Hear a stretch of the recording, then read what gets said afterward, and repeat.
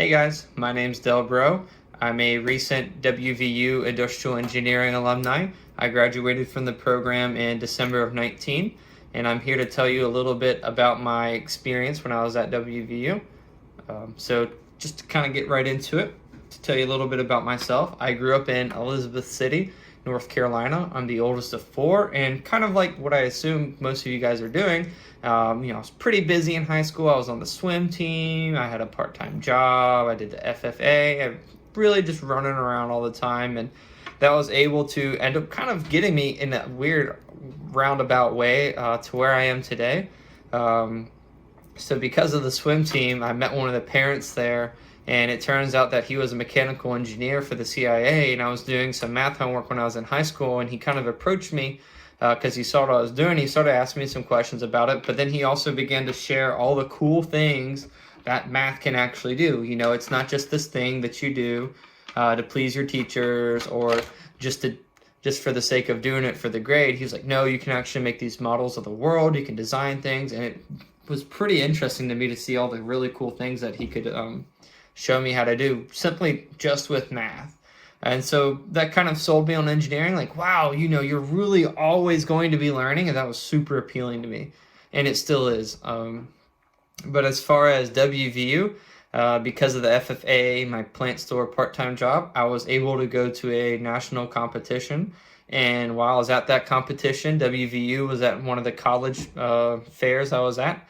And to be honest, I was not sold. I didn't even know WVU was a thing, so I kind of applied to it just offhand because I simply saw them at the career fair there. And oddly enough, it ended up being where I went to college. Kind of the big thing that sold me about the campus was that, I grew up at the beach, so I wanted something completely different where I felt that I could do my own thing away from everybody else I knew. And fortunately, WVU gave me that opportunity and made it kind of financially feasible for me to do so.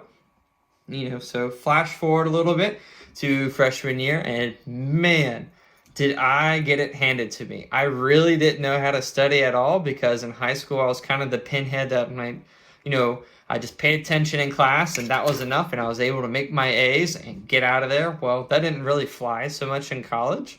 And because of that, I was pretty honestly lucky to not fail a class my freshman year. But that wasn't the only struggle. I also decided to change disciplines from mechanical to industrial engineering because one of the classes you take in your first year is an engineering seminar class. It's Engineering 191. All the departments come and visit you guys. They say, hey, this is what, these are the 13 disciplines we have at the school. This is what they're all about. And it kind of lets you kind of see what they're about before you have to get into the program. And for me, I was between industrial and mechanical, and I was able to try out industrial because I was a sophomore by my spring semester freshman year. And that was pretty cool. But it also fortunately enabled me to start looking for co-ops and internships because I had paid for college myself, and quite literally after freshman year, it was get an internship or a co-op or go home. And, fortunately, it takes a lot of pressure and a lot of heat to make some diamonds. So as it turns out, with all the pressure and the heat, I was able not to get just one co-op, but two co-ops and an internship with Toyota Motor Manufacturing, West Virginia. And for you guys that are familiar with manufacturing, that's like the holy grail because of the Toyota production systems are some of like the most lean and most efficient systems in the world. So that was a really cool experience. It ended up changing my life.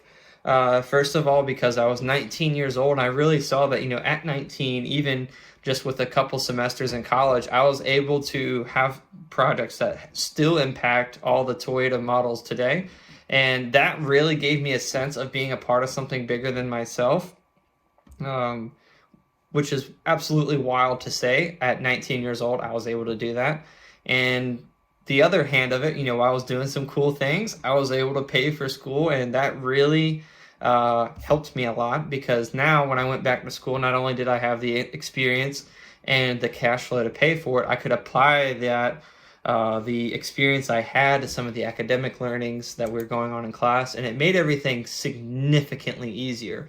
But as it would play out with some of the things that were going on in the economy a few years ago and whatnot, there became a big question of, am I going to have a full-time job? And for me, I needed the job and I needed the internships to continue paying for school, so I couldn't wait around for Toyota, and I can't blame them for not being able to help me out. But for me, looking out for myself, I decided to continue applying on for other jobs, and as it would turn out, I worked for Tesla. Tesla.